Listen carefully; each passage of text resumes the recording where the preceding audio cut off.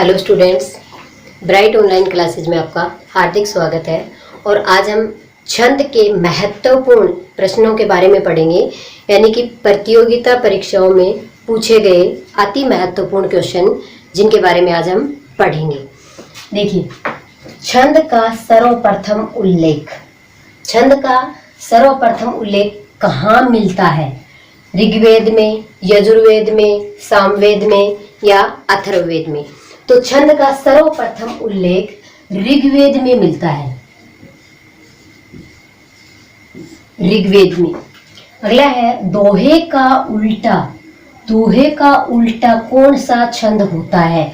तो दोहे का उल्टा सोरठा होता है, सोरठा छंद। शिल्पगत आधार पे, देखिए इसको ऐसे भी पूछा जा सकता है, दोहे का उल्टा सोरठा छंद है या शिल्पगत आधार पर दोहे का उल्टा कौन सा छंद होता है? तो वो सोरठा छंद होगा। मात्रिक छंद का दूसरा नाम, मात्रिक छंद का दूसरा नाम है जाति छंद। और यदि यहाँ पे पूछा जाए वर्णिक छंद का दूसरा नाम, वर्णिक छंद का दूसरा नाम पूछा जाए तो यहाँ होगा वृत्त छंद। वर्णिक छंद का दूसरा नाम है वृत्त छंद और मात्रिक छंद का है वो है जाति छंद। छंद के भेद, छंद के 3 भेद होते हैं, मात्रिक छंद, वर्णिक छंद और मुक्त छंद। मुक्त छंद के प्रणेता, मुक्त छंद के प्रणेता हैं सूर्यकांत त्रिपाठी निराला। सूर्यकांत त्रिपाठी निराला। सबसे पहले मुक्त छंद का प्रयोग सूर्यकांत त्रिपाठी निराला ने किया था और इनकी जो कविता है जिसमें इन्होंने सबसे पहले मुक्त छंद का प्रयोग किया था वो है जूही की कली। यानी क्वेश्चन यहाँ पे 2 बनते हैं, एक तो ये कि मुक्त छंद क्या जनक या मुक्त छंद का प्रणेता या सबसे पहले मुक्त छंद का प्रयोग किस कवि ने किया? तो सूर्यकांत त्रिपाठी निराला ने किया। और दूसरा क्वेश्चन ये बनता है सूर्यकांत त्रिपाठी निराला ने मुक्त छंद का सबसे पहले प्रयोग अपनी किस कविता में किया? तो जो कविता है उसका नाम है जूही की कली।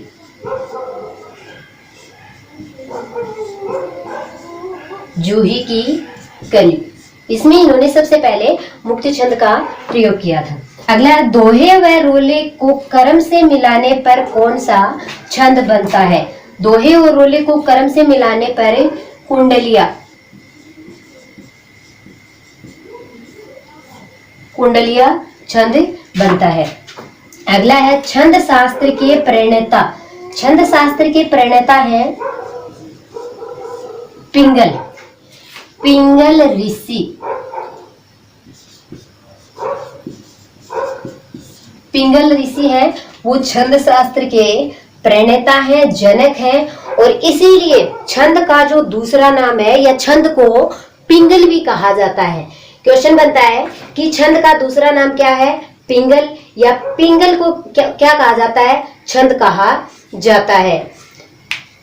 अगला क्वेश्चन बनता है हमारा गद्य का नियामक, यानी कि हम जो हिंदी के अंदर गद्य भाग और पद्य भाग जो पढ़ते हैं, गद्यांश और पद्यांश को पढ़ते हैं, इनका जो नियामक है वो किसको कहा जाता है? तो गद्य का जो नियामक है वो है व्याकरण, यानी कि गद्य है वो व्याकरण के ऊपर चलता है और पद का नियामक है छंद शास्त्र, छंद शास्त्र। अगला क्वेश्चन है चौपाई के प्रत्येक चरण में, चौपाई के प्रत्येक चरण में 16-16 मात्राएं होती हैं, यानी कि 4 चरण होते हैं और प्रत्येक चरण में 16-16 मात्राएं होती हैं। क्वेश्चन है कि चौपाई में कुल कितनी मात्राएं होती हैं? तो कितनी मात्राएं होती हैं? 64 होती हैं। और दोहे के अंदर, दोहे के अंदर कितनी मात्राएं होती हैं? दोहे में देखिए पहले तीसरे में 13-13 होती हैं, दूसरे चौथे में 11-11 मात्राएं होती हैं। तो दोहे के अंदर कुल जो मात्राएं होती हैं वो कितनी होगी? 48 होगी, यानी कि एक पंक्ति के अंदर 24 मात्राएं होती हैं। ये प्रतियोगिता परीक्षाओं में पूछे गए अति महत्वपूर्ण क्वेश्चन है। इनको आप अच्छे से ध्यान से पढ़ेंगे और याद रखेंगे। आगे देखिए, इसके बाद हम देखते हैं कि जिस छंद में वर्णिक मात्रिक प्रतिबंध न हो, यानी कि जिसमें ना तो वर्णों का प्रतिबंध हो और ना ही मात्राओं का प्रतिबंध हो, वो कौन सा छंद होता है? तो जिस छंद में जो छंद वर्ण और मात्राओं के बंधन से मुक्त होता है उसको मुक्त छंद कहते हैं, मुक्त छंद। अगला है चौपाई छंद।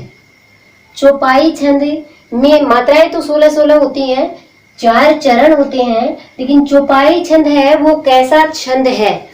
सम, विषम, अर्ध सम मात्रिक या सम मात्रिक छंद है। तो हम चौपाई को सम मात्रिक छंद कहेंगे, सम मात्रिक छंद। सम मात्रिक क्यों कहेंगे? क्योंकि चौपाई के जो 4 चरण होते हैं उसमें जो मात्राएं होती हैं वो समान होती हैं, यानी कि प्रत्येक चरण में क्या होती है? 16-16 मात्राएं, तो समान हो गई। इसके विपरीत अगर यूं पूछा जाए कि दोहा कैसा छंद है, मात्रिक है, सममात्रिक है, अर्ध सममात्रिक है, तो वहां पर हम दोहे को हम क्या कहेंगे? अर्ध सममात्रिक छंद कहेंगे, क्योंकि दोहे में अर्ध सम, आधा सम और आधा विषम होता है। तो अर्ध सममात्रिक आधा सम और आधा विषम, क्योंकि वहां पर क्या होता है? 11 और 13, 13 और 11 का जोड़ होता है। तो इसलिए दोहा क्या है? अर्ध सममात्रिक छंद है और चौपाई क्या है? सममात्रिक छंद। आगे है रोला मात्रिक छंद। रोला मात्रिक समछंद है। रोला भी एक छंद है, मात्रिक समछंद है और इसके अंदर 24 मात्राएं होती हैं। रोला कैसा छंद है? मात्रिक समछंद है और इसमें 24 मात्राएं होती हैं, यानी कि 11 और 13 पर यति होती है। यति से मतलब है विराम, यति विराम, और गति मतलब परवा होता है। आगे लघु गुरु के स्थान निर्धारण को क्या कहा जाता है? लघु गुरु के स्थान निर्धारण को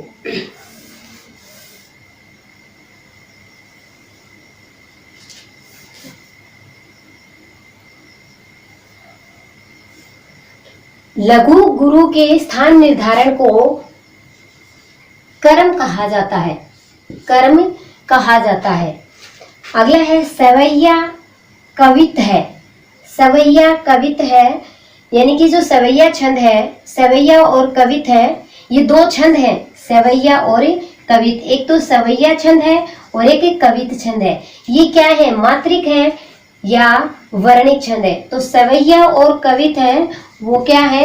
वर्णिक छंद होते हैं। वर्णिक यानी कि वर्णों की गणना की जाती है।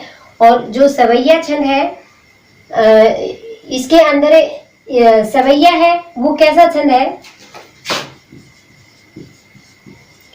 सवैया क्या है? समवृत्त छंद है, समवृत्त वर्णिक छंद है, वर्णिक छंद है। और इसके जो एक चरण होता है,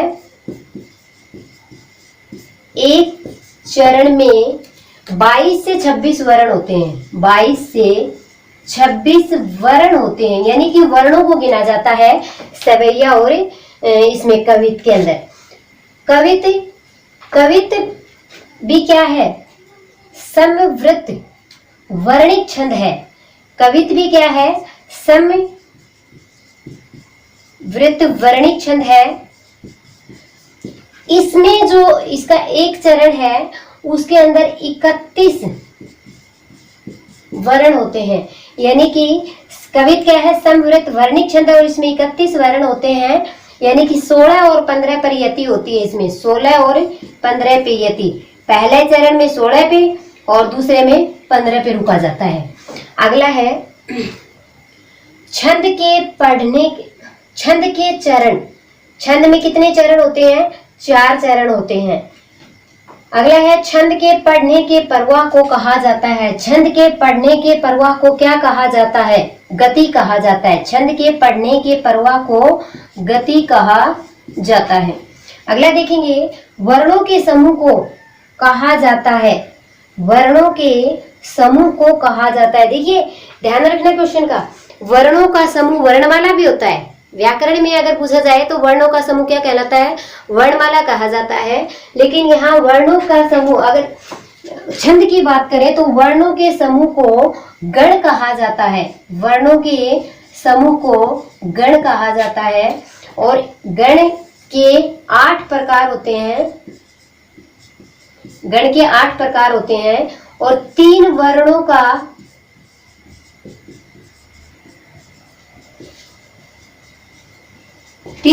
जो समूह होता है उसे गण कहते हैं। यानी कि एक गण में 3 वर्ण होते हैं और गण के 8 प्रकार होते हैं। इसमें आपको छंद में बताया था, जैसे यमाता राजभानस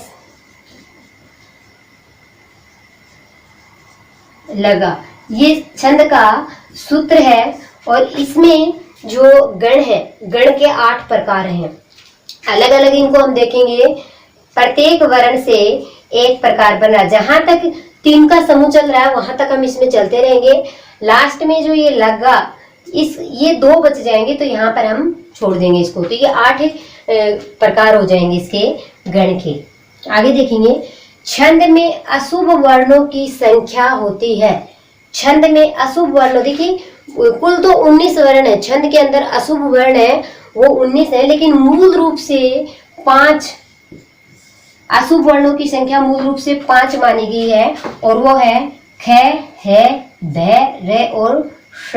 ये 5 अशुभ वर्ण। अशुभ वर्ण से मतलब है कि इन वर्णों का प्रयोग शब्द की शुरुआत में कम से कम होता है या नहीं, न के बराबर होता है।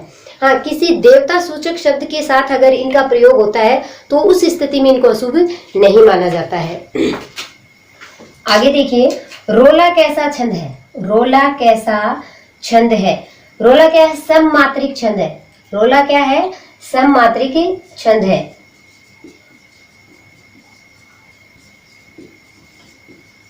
रोला कैसा छंद है? रोला सममात्रिक छंद है और इसकी प्रत्येक पंक्ति के अंदर 24 मात्राएं होती हैं। 24 से 11 और 13 पे यति होती है। आगे देखिए, कवित कैसा छंद है? कवित क्या समवृत है, वर्णित छंद है और इसके जो प्रत्येक पंक्ति के अंदर या इसमें कुल जो वर्ण होते हैं वो 31 वर्ण होते हैं।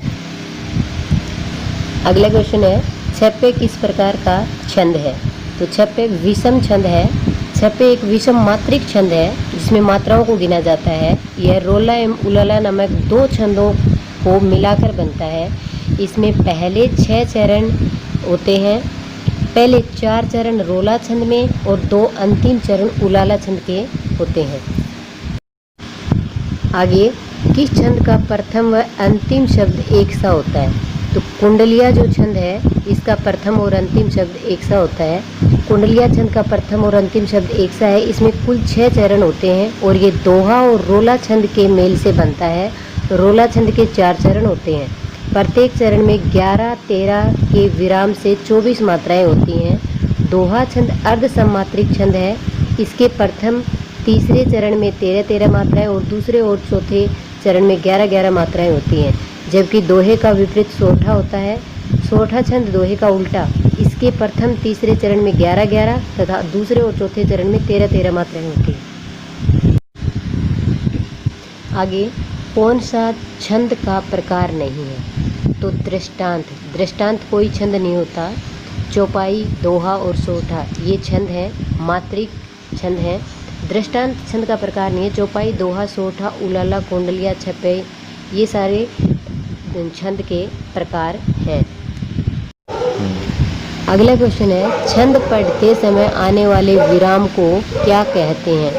तो छंद पढ़ते समय आने वाले विराम को यति कहते हैं और छंद के पढ़ने के जो प्रवाह होता है उसको गति कहा जाता है। छंद में नियमित वर्ण या मात्रा पर सांस लेने के लिए रुकना पड़ता है। इसी रुकने के स्थान को यति कहा जाता है। छोटे छंदों में एक ही चरण में एक से अधिक यति या विराम होते हैं। अगला है, मंगल भवन अमंगलहारी, द्रोहोत्सव दशरथ अजर बिहारी। इनमें किस छंद का प्रयोग हुआ है? यानी इस पंक्ति में कौन सा छंद है? तो इसमें चौपाई छंद है। चौपाई छंद के प्रत्येक चरण में 16-16 मात्राएं होती हैं। चौपाई छंद के प्रत्येक चरण में 16-16 मात्राएं होती हैं और चरण के अंत में गुरु लघु होता है। इसे जयकारा छंद के नाम से भी जाना जाता है। समसामयिक छंद। अगला क्वेश्चन है, छंद से संबंधित गणों की सही संख्या क्या है? तो छंद से संबंधित गणों की संख्या 8 होती है और 3 वर्णों के समूह को गण कहा जाता है। छंद से संबंधित गणों की संख्या 8 है, 3 वर्णों का एक गण होता है और यगण, मगण, तगण, रमण, जगण, भगण, नगण, सगण, ये यमाता राजभानस लगा, ये छंद का सूत्र है। अगला है, सममात्रिक छंद का कौन सा उदाहरण है? सममात्रिक छंद यानी कि जिस छंद में सारी समान मात्राएं होती हैं। चौपाई एक सममात्रिक छंद है, जबकि दोहा और सोरठा अर्ध सममात्रिक छंदों में आते हैं। जिन छंदों के सभी चरण समान होते हैं वे सममात्रिक छंद कहलाते हैं। चौपाई, रोला, हरिगीतिका, जिन छंदों के कुछ चरण चौथा तथा दूसरा तथा चौथा कुछ उनसे भिन्न होते हैं पर आपस में समान होते हैं, वे अर्ध सममात्रिक छंद कहलाते हैं। और अर्ध सममात्रिक छंद में दोहा, सोरठा और उलला आता है। अगला है, जिस छंद में 4 चरण और प्रत्येक चरण में 16-16 मात्राएं होती हैं वह कहलाता है। तो चौपाई छंद। चौपाई एक सममात्रिक छंद है, इसमें 4 चरण तथा प्रत्येक चरण में 16-16 मात्राएं होती हैं। चरण के अंत में दीर्घ यानी गुरु के बाद ह्रस्व व लघु वर्ण आना वर्जित है। उदाहरण जैसे गुरुपद राज मृदु मंजुल अंजन, नैन अम्युद्रग दोष विभंजन। तो ये छंद से संबंधित प्रतियोगिता परीक्षाओं में पूछे जाने वाले अति महत्वपूर्ण क्वेश्चन है। आपको पसंद आए होंगे, अच्छे लगे होंगे। अगर आपको ये वीडियो या हमारे द्वारा बनाए गए क्वेश्चन अच्छे लगे हों तो इस वीडियो को ज़्यादा से ज़्यादा लाइक और सब्सक्राइब करें। धन्यवाद।